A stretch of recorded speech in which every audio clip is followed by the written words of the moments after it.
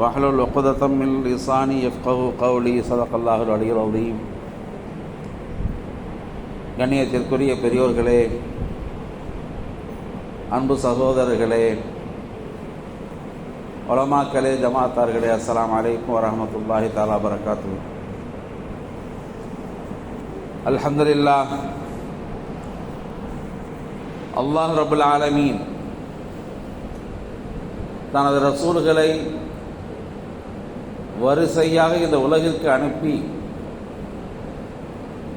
அல்லாஹ்வாகிய தன்னை குறித்தும் தன்னுடைய வல்லமைகள், தன்னுடைய ஆற்றல்கள், தனக்குரிய அனைத்து பெருமைகளையும் தன்னால் படைக்கப்பட்ட மனிதர்களுக்கு எடுத்துச் சொல்வதற்காக அனுப்பி வைத்தான். அந்த ரசூல்கள் அல்லாஹ்விடமிருந்து பெற்று வந்த செய்திகளை மக்களிடம் கொண்டு வந்து சேர்க்கும் பணியைத்தான் செய்தார்கள். அல்லாஹ் எதை சொன்னானோ, எதை சொல்ல சொன்னானோ அவற்றை கொண்டு வந்து சேர்ப்பதே அவர்களின் வேலை. அப்படி வந்த அந்த நபிமார்கள் மக்களிடையே வந்து தன்னை அல்லாஹ்வின் தூதர் என்றும், தான் சொல்லும் இந்த செய்திகள் அல்லாஹ்வால் கொடுக்கப்பட்டது என்றும், இதை நீங்கள் ஏற்றுக்கொள்ளுங்கள் என்றும் கோரிக்கை வைத்த போது ஒரு தரப்பினர், ஆம், நீங்கள் சொல்வது உண்மைதான், உங்களை ஏற்றுக்கொள்கிறோம் என்று ஏற்றுக்கொண்டவர்கள் முஃமின்களாக ஆனார்கள்.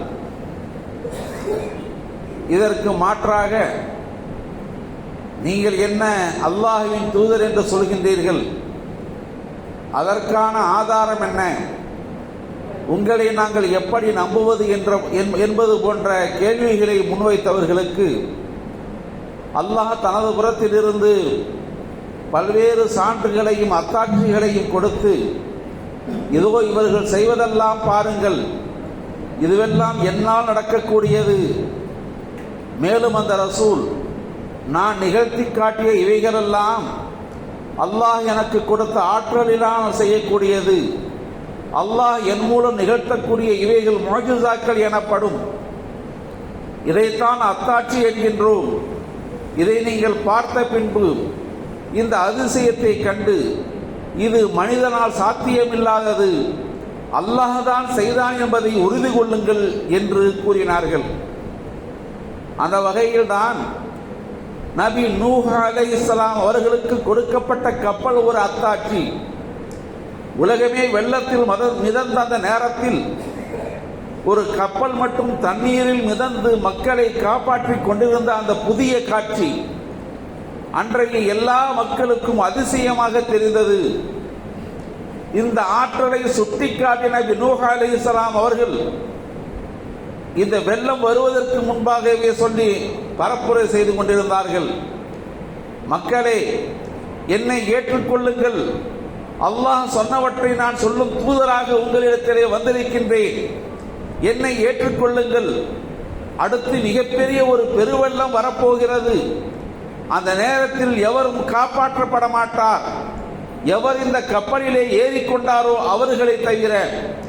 எனவே நீங்கள் என்னை ஏற்றுக்கொள்ளுங்கள், ஏற்றுக்கொண்டவர்கள் மட்டும்தான் இந்த கப்பலில் ஏறி தப்பிக்க முடியும் என்பதை அறிவித்தார்கள். எனவே நூஹ் நபியின் கப்பல் அந்த சமூகத்திற்கு ஒரு அத்தாட்சியாக அமைந்தது என்பதை அல்லாஹ் குர்ஆனில் சொல்லுகின்றான். நபி இப்ராஹிம் அலைஹிஸ்ஸலாம் அவர்களை நெருப்பில் தூக்கி வீசப்பட்ட போது அந்த நெருப்பின் குணத்திற்கு, இயல்புக்கு மாற்றமாக அனைத்து அம்சங்களும் செய்யப்பட்டு, இதை பார்க்கும் நீங்கள் உணர்ந்து கொள்ளுங்கள், இயல்பான விஷயம் எதுவோ அதற்கு நேரெதிராக ஒன்று நடக்கிறது என்றால் இது அல்லாஹ்வின் அத்தாட்சி, அல்லாஹ்வின் சான்று, ஏற்றுக்கொள்ளுங்கள் என்று அவர்கள் சொன்னார்கள். ஹஜ்ரத் மூசா அலைஹிஸ்ஸலாம் அவர்கள் தன் கையில் இருந்த தடியை கீழே போட்டால் அது விரித்தாடும் பெரும் பாம்பாக மாறி நிற்கக்கூடிய அனைவரையும் பீதிக்குள்ளாக்கும் வகையில் படமெடுத்து ஆடிய அந்த காட்சியை கண்டபோது நபி மூசா அலைஹிஸ்ஸலாம் சொன்னார்கள், மக்களே, பாருங்கள், என் கையில் இருந்த தடியை அல்லாஹ் கீழே போட சொன்னான், நான் போட்டேன். அதன் பின் அது என்னவாக மாறி இருக்கிறது என்பதை பாருங்கள். இது என்னாலோ அல்லது உங்களை போன்ற மனிதர்களாலோ ஆகக்கூடிய ஒன்று அல்ல, இது அல்லாஹ்வின் அத்தாட்சிகளில் ஒன்று. இதை பார்த்து நீங்கள் என்னை ஈமான் கொள்ளுங்கள், ஏற்றுக்கொள்ளுங்கள் என்று சொன்னார்கள். நபி ஈசா அலைஹிஸ்ஸலாம் அவர்களுக்கு பெரும் வியாதி கொண்டவர்களை, தொழு நோய்களால் கைகளும் கால்களும் இற்று போனவர்களை, செயல்தன்மை இல்லாமல் போனவற்றை எல்லாம் தன் கைகளால் தடவி அவற்றை மீண்டும் குணப்படுத்தி இயல்பு நிலைக்கு கொண்டு வரக்கூடிய ஆற்றலை அல்லாஹ் கொடுத்தான். கண் பார்வையற்றவர்களுடைய கண்களிலே தடவி மீண்டும் பார்வை கிடைக்க செய்தான். இதை சுட்டிக்காட்டிய ஈசா அலைஹிஸ்ஸலாம், மனிதர்களே பாருங்கள், இவையெல்லாம் மனிதர்களால் ஏற்படக்கூடிய சாத்தியக்கூறுகள் அல்ல, இது சர்வ வல்லமையுள்ள அல்லாஹ்வால் நடைபெறக்கூடிய ஒன்று. அல்லாஹ் தன் அத்தாட்சியை இப்படித்தான் உங்களுக்கு காண்பிக்கின்றான், நீங்கள் அல்லாஹ்வை ஏற்றுக்கொள்ளுங்கள், என்னை தூதராக ஏற்றுக்கொள்ளுங்கள் என்று கோரிக்கை வைத்தார்கள். அந்த அடிப்படையில் தான் ஹஜ்ரத் முஹம்மது ஸல்லல்லாஹு அலைஹி வஸல்லம் அவர்கள் இந்த உலகிற்கு வந்து மக்களுக்கு சொன்னபோது, தான் அல்லாஹ்வின் தூதர் என்றும் அல்லாஹ்வையும் என்னையும் ஏற்றுக்கொள்ளுங்கள் என்று சொல்லபோது, அங்குள்ள மக்களும் அதே நிலையில் பலவற்றை செய்தார்கள். ஆனால் அல்லாஹ் ரப்புல் ஆலமீன் இதற்கு முந்திய நபிமார்களுக்கு கொடுக்கப்பட்டது போன்று ஏதேனும் ஒரு அத்தாட்சியை, கண்களால் பார்க்கக்கூடிய அத்தாட்சியை கொடுக்கவில்லை. நபி நூஹ் அலைஹிஸ்ஸலாம் அவர்களுக்கு கப்பலை கொடுத்த போது மக்கள் அந்த கப்பலை கண்டார்கள். நபி மூசா அலைஹிஸ்ஸலாம் அவர்களுக்கு கைத்தடியை பாம்பாக மாற்றிய போது அதை மக்கள் கண்களால் கண்டார்கள். நபி ஈசா அலைஹிஸ்ஸலாம் அவர்கள் வியாதி உள்ளவர்களை குணப்படுத்திய காட்சியை எல்லோரும் கண்டார்கள். ஆனால் நபி முஹம்மது ஸல்லல்லாஹு அலைஹி வஸல்லம் அவர்களுக்கு அல்லாஹ் இப்படி கண்ணில் காணும்படியான அத்தாட்சியை கொடுக்காமல், மாறாக மறைமுகமானவற்றை ஈமான் கொள்ளும் வகையிலே அத்தாட்சிகளை கொடுத்தான். இதுதான் வித்தியாசம். நபி மூசா அலைஹிஸ்ஸலாம் அவருடைய கைத்தடியை கீழே போட்ட காட்சியை கண்டவர்கள் அன்று கண்டார்கள், அது அதிசயமாக தெரிந்தது. அதன் பின் அது ஒரு செய்தியாக மாறி போனது. இப்பொழுது நாம் படிக்கின்றோம், மூசா அலைஹிஸ்ஸலாம் வந்தார்கள், தன் கைத்தடியை போட்டார்கள், பாம்பாக மாறியது. நமக்கு இது ஒரு செய்தி. இதை நாம் செய்தியாக ஏற்றுத்தான் நம்பிக்கை கொள்கின்றோம். ஆனால் ரசூல் ஸல்லல்லாஹு அலைஹி வஸல்லம் அவர்களுக்கு இதுபோல் அவர்கள் வந்த காலத்தில் ஒன்றை நிகழ்த்திவிட்டு அப்போதே முடித்துக் கொள்ளும் வகையில் இல்லாமல் காலந்தோறும் நின்று நிலைக்கக்கூடிய ஒரு அத்தாட்சியை கொடுக்க அல்லாஹ் நாடினான். அதனால் தான் குர்ஆனை அவர்களுக்கு முஅஜிஸாவாக கொடுத்தான். முஹம்மது ஸல்லல்லாஹு அலைஹி வஸல்லம் அவர்களுடைய முஅஜிஸா அல் குர்ஆன். கியாமத் நாள் வரை இது நின்று நீடிக்கும். எல்லோரும் அதை கைகளில் எடுக்க முடியும், அதை படிக்க முடியும், மனனம் செய்ய முடியும், அதில் என்ன சொல்லப்பட்டிருக்கிறது என்பதை உணர முடியும், அதை பின்பற்ற முடியும், பின்பற்றி ஒழுக முடியும். அதனால் வெற்றி பெற்று சொர்க்கம் செல்வதற்கும் வாய்ப்பு கிடைக்கும் வழியாக அல்லாஹ் ஆக்கி தந்திருக்கின்றான். இதுதான் வித்தியாசம். அந்த வகையிலே ஹஜ்ரத் முஹம்மது ஸல்லல்லாஹு அலைஹி வஸல்லம் அவர்களுக்கு நேரடியாக பல்வேறு அத்தாட்சிகள் காண்பிக்கப்பட்ட போதும் கூட அவற்றையெல்லாம் மிகைப்படுத்தாமல் எதுவெல்லாம் ஈமானியத்தான நிலையில் இருக்குமோ அவற்றை மட்டுமே அல்லாஹ் பிரதானப்படுத்தினான். அந்த முஹம்மது ஸல்லல்லாஹு அலைஹி வஸல்லம் அவர்கள் தங்கள் சஹாபாக்களுக்கு தண்ணீர் வேண்டும் என்ற நேரத்திலே தன் இரு விரல்களை இப்படி கோர்த்து அவற்றை காட்டிய போது அதிலிருந்து பெருக்கெடுத்து ஓடிய தண்ணீர் அதிசயம்தான். ஆனால் அதை பிரபலமாக பேசவில்லை.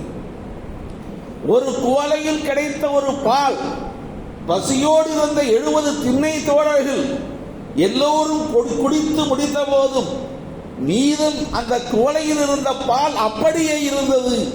அதிசயம்தான், அது நிலைப்படுத்தப்பட்டு பேசவில்லை.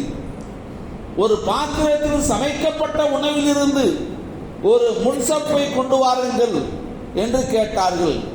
ஆட்டின் ஒரு முன்சப்பை கொண்டு வந்து கொடுக்கப்பட்டது. எல்லோரும் உண்டார்கள். இன்னொரு முன்சப்பை கொண்டு வாருங்கள் என்று சொன்னார்கள். கொண்டு வரப்பட்டது. மூன்றாவதாக சொன்னார்கள், இன்னொரு முன்சப்பை கொண்டு வாருங்கள் என்று. அந்த சமையலர் சொன்னார், யா ரசூலல்லாஹ், ஒரு ஆட்டிற்கு 2 முன்கால்கள் தானே இருக்கும், 2 முன்சப்புகள் தானே இருக்கும் என்று சொன்னபோது ரசூல் ஸல்லல்லாஹு அலைஹி வஸல்லம் சொன்னார்கள், எல்லா ஹதீஸ் கிதாபுகளிலும் பரவலாக இது பேசப்படுகிறது. சொன்னார்கள், என்னப்பா நீ, நான் கேட்டதும் நீ சென்று அந்த பாத்திரத்தில் கைவிட்டு எடுத்திருந்தால் அது முன்சப்புகளாகவே கடைசி வரைக்கும் வந்து கொண்டிருக்கும். எவ்வளவு காலம் நீ எடுத்துக்கொண்டே இருந்தாலும் வந்து கொண்டே இருக்குமே, அதை தடுத்து விட்டாயே என்று சொன்னார்கள். இதுபோன்று எத்தனையோ அதிசயங்கள் இருந்தாலும் குர்ஆன் தான் ரசூலுல்லாஹ்வுடைய முஅ்ஜிஸா என உறுதிப்படுத்தப்பட்டு நம் கண் முன்னே இருக்கிறது. அதே போன்று அன்றைய மக்களுக்கு அவர்கள் காட்சிகளில் கண்களில் படும் விதமாக, அதே நேரம் அவர்கள் கண்களில் படுவது என்று சொன்னால் ரசூலுல்லாஹ்வின் செயல்கள் மட்டுமே படக்கூடியதாக, அதே நேரம் அவர்கள் எதையும் பார்க்க முடியாத வகையிலே அதையும் ஈமானியத்தின் முறையிலே மேராஜ் என்ற நிலையை அல்லாஹ் ஏற்படுத்தினார். அன்று முஹம்மது ஸல்லல்லாஹு அலைஹி வஸல்லம் அவர்கள் அதோ அந்த மஸ்ஜிதுல் ஹராமிலே இருந்த நேரத்தில் அங்கிருந்து அழைத்து செல்லப்பட்டு பைத்துல் முகத்தஸை அடைந்தார்கள். அல்லாஹ் சொல்லுகின்றான், சுப்ஹானல்லதி அஸ்ரா பி அப்திஹி லைலம் மினல் மஸ்ஜிதில் ஹராம் இலல் மஸ்ஜிதில் அக்ஸல்லதி பாரக்னா ஹவ்லஹு லினுரியஹு மின் ஆயாத்தினா இன்னஹு ஹுவஸ் ஸமீஉல் பஸீர்.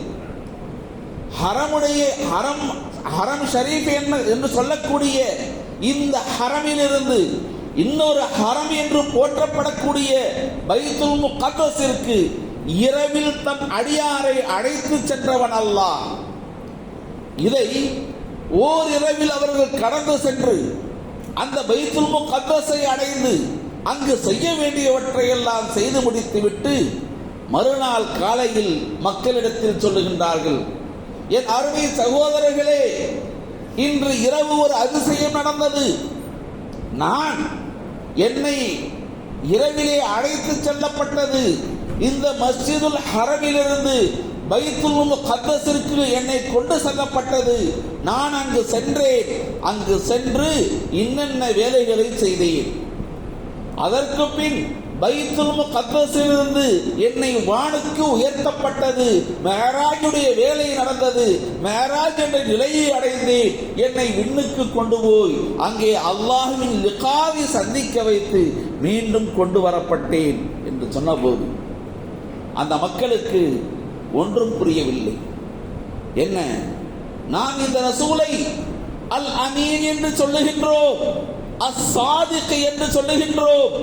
எங்கள் நம்பிக்கைக்குரிய ரசூலுல்லாஹ் சொன்னதெல்லாம் உண்மை என்று ஏற்றுக்கொண்டிருக்கும் எங்கள் ரசூலுல்லாஹ் அவர்கள் சொல்லுகின்றார்கள். இப்பொழுது என்ன செய்வது? ஏராளமான சஹாபாக்கள் ஆம், ரசூலுல்லாஹ் சொன்னால் சொன்னதுதான், அது உண்மைதான், அப்படியே ஏற்றுக்கொண்டார்கள். அவர்களில் சிலருக்கு சில நோக்கங்கள் வெளிப்பட்டன. சிந்தனையை வெளிப்படுத்தி அவர்கள் கேள்விகளை முன்வைத்தார்கள். யா ரசூலல்லாஹ், நீங்கள் சொல்வதையெல்லாம் நாங்கள் ஏற்றுக்கொண்டுதானே இருக்கிறோம், ஆனால் அதற்கென்று இப்படி ஒன்றையா சொல்லுவீர்கள்? ஒரே இரவில் நான் பைத்துல் முகத்தஸிற்கு சென்று வந்து விட்டேன். பைத்துல் முகத்தஸிற்கு சென்றுவிட்டு அங்கே செய்ய வேண்டியதெல்லாம் செய்துவிட்டு அங்கிருந்து வானத்திற்கும் சென்று மீண்டும் வந்து இதோ வந்து இருக்கிறேன் என்று சொல்லுகின்றீர்களே, இது எப்படி சாத்தியம்? ஓர் இரவு பயணமாக செய்ய வேண்டியவைகளா இவைகள்? அல்லவே பல மாதங்கள் செய்ய வேண்டிய வேலையை ஓரிரவில் நீங்கள் செய்வதாக சொல்லுகின்றீர்களே, இது எப்படி சாத்தியம்? அன்றைய காலத்தில் மக்காவாசிகள் எவரேனும் பைத்துல் முகத்தஸிற்கு சென்று வர வேண்டும் என்று சொன்னால் அவர் 1 மாத பயணம் செல்லுவார். 1 மாதம் இங்கிருந்து கடந்து சென்றால்தான் பைத்துல் முகத்தஸை அடைய முடியும். அப்படிப்பட்ட சூழலில் அவ்வளவு தூரம் இருக்கக்கூடிய இடத்தை ஓரிரவில் எப்படி கடக்க முடியும்? அவர்களிலே பலருக்கு கேள்வி எழுந்தது. பல்வேறு கேள்விகளை கேட்டார்கள். யா ரசூலுல்லாஹ், நீங்கள் எப்படி சொல்லுகின்றீர்கள்? நாங்கள் எப்படி இதை நம்புவது? எல்லாவற்றையும் நம்பினோம், இதையும் நம்ப முடியுமா? இது ஈமானுக்கான சோதனையாக அமைந்தது. ஒரு குறிப்பில் காணப்படுகிறது, சுமார் 1000க்கு உட்பட்ட சஹாபாக்கள் அங்கேயே இதை ஏற்காமல் மறுத்து முர்த்தத்துகளாக ஆனதாக காணப்படுகிறது. நஊது பில்லாஹி மின்ஹா. எப்படிப்பட்ட ஒரு செயல்! அல்லாஹ் இதிலே ஒரு முஅஜிஸாவை ஏற்படுத்துகின்றான், மேலும் இதிலே ஒரு தூய்மையையும் ஏற்படுத்துகின்றான். எவரெல்லாம் உண்மையான ஈமான்தாரிகளாக இருக்கிறார்களோ அவர்களை தனியாக தேர்ந்தெடுக்க, எவருக்கு அரைகுறையாக சந்தேகத்தோடு இருப்பார்களோ அவர்களை அப்புறப்படுத்தும் வாய்ப்பாக இந்த மெஹராஜை அல்லாஹ் ஆக்கி வைத்தார். ரசூலுல்லாஹ்விடத்திலே சிலர் கேட்கின்றார்கள், யா ரசூலல்லாஹ், நீங்கள் பயணம் சென்றேன் என்று சொல்லுகின்றீர்களே, என்ன ஆதாரம் அதற்கு? ரசூலுல்லாஹ் சொல்லுகின்றார்கள், ஆம், நான் செல்லும் போதும் வரும்போதும் நான் எதிர்கொண்ட சில பயணிகளை பார்த்தேன். மக்காவாசிகள் பயணிகள் சிலர் பயணித்து வந்து கொண்டிருந்தார்கள். நான் அவர்களை எதிர்கொண்டுதான் போனேன். வேண்டுமென்றால் அவர்களிடத்தில் நீங்கள் கேளுங்கள் என்று சொன்னார்கள். இந்த நிகழ்விற்கு சில தினங்களுக்கு பின்னால் அவர்கள் வந்து சேர்கின்றார்கள். வந்த இடத்திலே கேட்கின்றார்கள், இப்படி சொல்கிறார்களே, ஆம், நான் பார்த்தேன், முகமது எங்களை கடந்து சென்றார், நான் பார்த்தேன் என்று அவர்கள் சொன்னார்கள். ஒன்றும் புரியவில்லை, எப்படி இது சாத்தியம்? ஒரே இரவில் சென்று வர முடியுமா? இன்னும் சில கேள்விகளை கேட்கின்றார்கள்.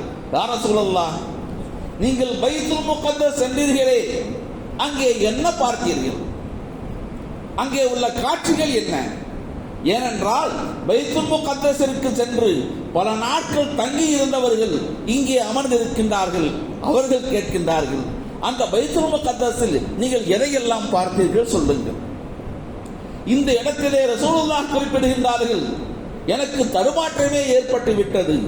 நான் சென்றேன், அங்கே இருந்தேன், செய்ய வேண்டியவற்றை செய்தேன். ஆனால் எங்கு என்னென்ன வைக்கப்பட்டிருக்கிறது என்று எனக்கு தெரியவில்லையே, அவற்றை நான் கூர்ந்து கவனிக்கும் வாய்ப்பும் இல்லையே. எனவே கேள்வி முன்வைக்கப்படுகிறது, நான் என்ன பதில் சொல்வது? தவித்து போனேன். அப்போது அல்லாஹ் ரப்பல் ஆலமீன் என் கண்களுக்கு எதிரே அந்த பைத்துல் முகத்தஸை அப்படியே எடுத்து காட்டினான். தப்சீர் ஷாராவிலே தெள்ளத் தெளிவாக இது அப்படியே ஒரு வீடியோவை பார்ப்பது போன்று எழுதப்பட்டிருக்கிறது.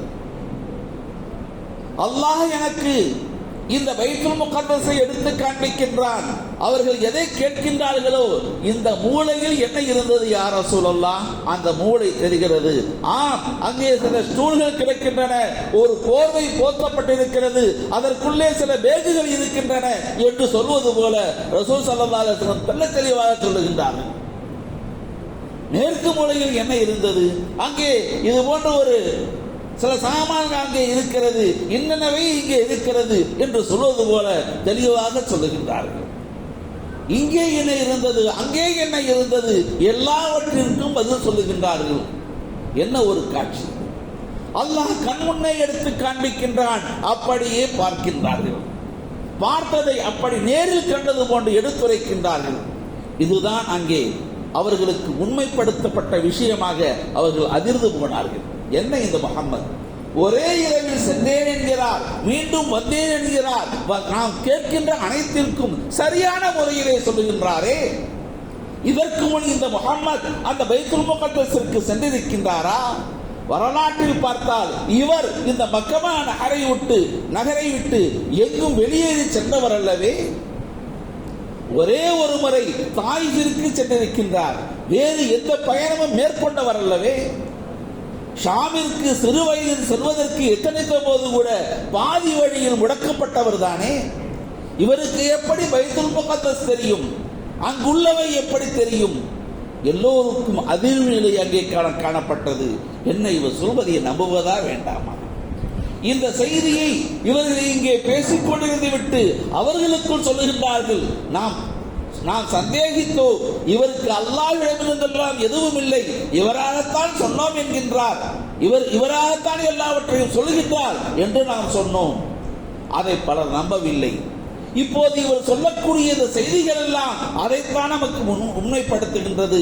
வாருங்கள், இவரது தோழர் ஒருவர் இருக்கிறார், அபூபக்கர்.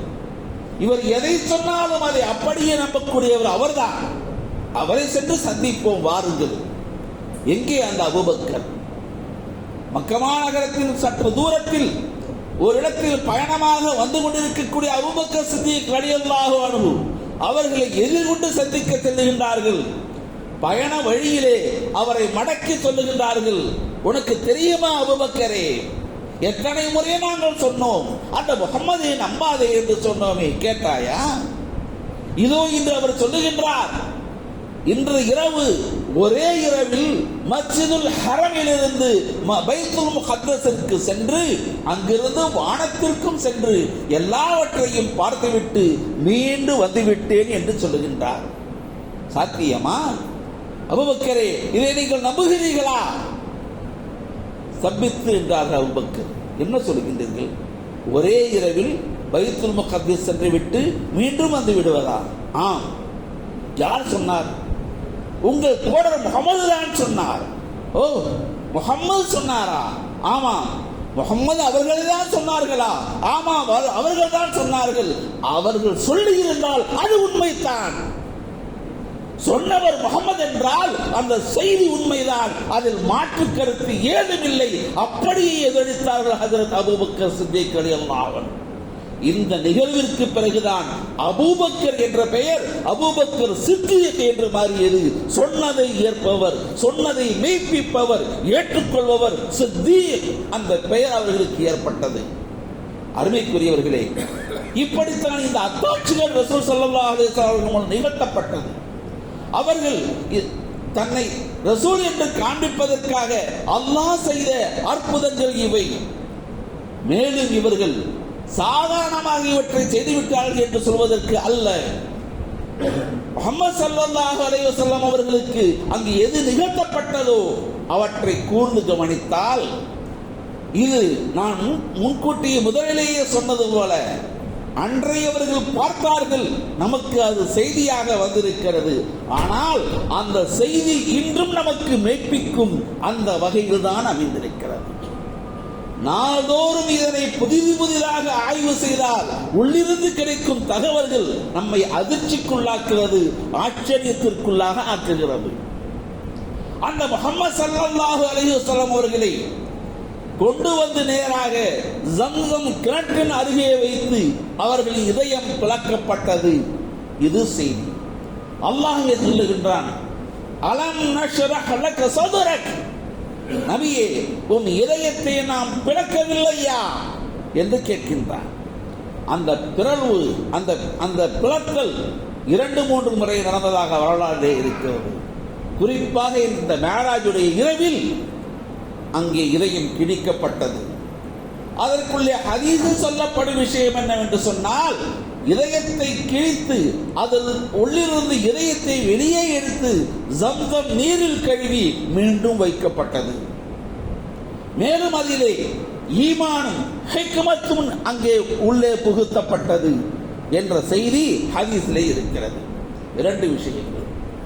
ஈமான் உள்ளே வைக்கப்பட்டது, இன்னும் ஹிக்மத் உள்ளே வைக்கப்பட்டது. ஈமான் என்று சொன்னால், ஈமான் என்பது மறைவானது. ஈமானும் பில் கைப் அல்லதீன யுமினூன பில் கைப், மறைவானவற்றை நம்புபவர்கள் அவர்கள்தான் ஈமான்தாரிகள். அந்த மறைவான விஷயங்கள் அனைத்தும் முஹம்மது ஸல்லல்லாஹு அலைஹி வஸல்லம் அவர்களுடைய இதயத்தில் புகுத்தப்பட்டது. அல் ஹிக்மா, ஹிக்மா என்று சொன்னால் நாம் கண்களால் காணக்கூடிய அனைத்து நிகழ்வுகள் ஹிக்மத்துகள். இன்னொரு வகையில் அதை சொன்னால் இன்றைய உலகம் பார்த்து வியக்கின்ற அறிவியல், அது உள்ளே புகுத்தப்பட்டது. அவர்களுடைய செயல்பாடுகள் எப்படி அமைய வேண்டும், நாளைய தேவைக்கு இவர்கள் எப்படி எதிர்கொள்ள வேண்டும், அனைத்தும் உள்ளே புகுத்தப்பட்டது. ஏனென்று சொன்னால், இந்த பயணத்தில் பைத்துல் முகத்தஸை சென்றடைந்தவுடன் இவர்கள் விண்ணுக்கு ஏற வேண்டும். விண்ணுக்கு ஏற வேண்டும் என்று சொன்னால் அதற்கு இப்படியே நாம் இருக்கின்றோமே, இதே நிலையில் ஏறி சென்று விட முடியுமா? அல்லாஹ்வால் முடியும், மாற்று கருத்தில்லை. ஆனாலும் முஸப்பிபுல் அஸ்பாப், அல்லாஹ் ரப்பல் ஆலமீன் தாம் செய்யும் அனைத்தையும் காரணங்களின் வழியே செய்வான். ஒரு காரணத்தை வைத்துத்தான் செய்வான். சிலவற்றை காரணங்களை நீக்கி நேரடியாக செய்வான். மூசா நபி அலைஹிஸ்ஸலாம் அவர்கள் கைகளில் இருந்த தடி ஒரு காரணம். தடி என்று சொன்னால் ஒன்றிக்கொள்வார், இன்னும் பல வேலைகளை செய்வார், இது காரணம். இந்த காரணத்தை கீழே போடுங்கள், போடப்பட்டது, காரணம் உடைந்தது, காரணம் மறைந்தது, முஸப்பிபுல் அஸ்பாபுடைய ஆற்றல் வெளிப்பட்டது, அல்லாஹ்வின் அற்புதம் வெளிப்பட்டது. அப்படியானால் எதை நாம் நினைப்போமோ, பார்ப்போமோ, பழகுவோமோ அவையெல்லாம் காரணங்கள். அவற்றை உடைத்து வேறொன்று அதிலிருந்து நிகழ்ந்தால் அது அதிசயம். அதைத்தான் அல்லாஹ் செய்தான். அதுபோன்றுதான் இங்கும் ஹஜ்ரத் முஹம்மது ஸல்லல்லாஹு அலைஹி வஸல்லம் அவர்களின் இதயம் பிளக்கப்பட்டது. அங்கே வைக்கப்பட்டவைகள் முன் தயாரிப்பு செய்யப்பட்டது. இவர்களை விண்ணிலோகிக்கு கொண்டு செல்வதற்கு இவர்களை தயார் நிலைப்படுத்தப்பட்டது. இன்று உலகில் காண்கின்றோம், அறிவியல் விஞ்ஞானிகள் பலவற்றை செய்கின்றார்கள். ஏதோ இஸ்ரோவில் காண்கின்றோம். இவர்களும் சரி, நாசா விஞ்ஞானிகளும் சரி, மனிதர்களை விண்ணுலகிற்கு அனுப்பி சில கோள்களையும் கிரகங்களையும் பார்த்து வருவதற்காக அனுப்புகின்றார்கள். எப்படி அனுப்புகின்றார்கள்? நீ வா, உள்ள உட்கார்ந்துக்க, போயிட்டு வரலாம், இப்படி அனுப்புறாங்களா? இல்ல. அதற்கான முன்னேற்பாடுகள் பல ஆண்டுகள் நிகழ்த்தப்படுகின்றன. நீண்ட கால பயிற்சி கொடுக்கப்படுகின்றன.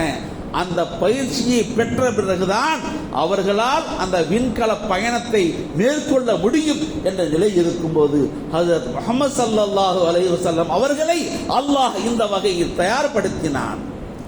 அவர்களை விண்ணுலக பயணத்திற்கு ஏற்றவாறு தயார்படுத்தினான். அதுதான் நெஞ்சத்தின் பிளவு. அதுக்குள்ளே வைக்கப்பட்ட சரக்குகள் அதற்குத்தான் வைக்கப்பட்டன, தகுதிப்படுத்தப்பட்டன, விண்ணுலகிற்கு ஏற்றிச் சொல்வதற்காக. அருமைக்குரியவர்களே, மேராஜ் என்னும் இந்த அனைத்தும் அறிவியல் சார்ந்தவைகள். இதை விளக்குவதற்கு சாதாரணமான நேரங்கள் போதாது. இதுபோன்று 20 நிமிடங்கள், அரை மணி நேரம் எல்லாம் போதாது. அதனால்தான் இன்று மாலையும் இதே பள்ளியில் இன்னும் உலமாக்கள் மேராஜை பற்றி பேச இருப்பதால் எனது உரை அவர்களுக்கு இடையூறாக ஆகாத வண்ணம் வெளியில் நின்றே நான் பேசிவிட்டு என்னுடைய வார்த்தைகளை நிறைவு செய்கின்றேன். வாஹிரு தாவானா அனில் ஹம்துலில்லாஹி ரப்பில் ஆலமீன். அஸ்ஸலாமு அலைக்கும்.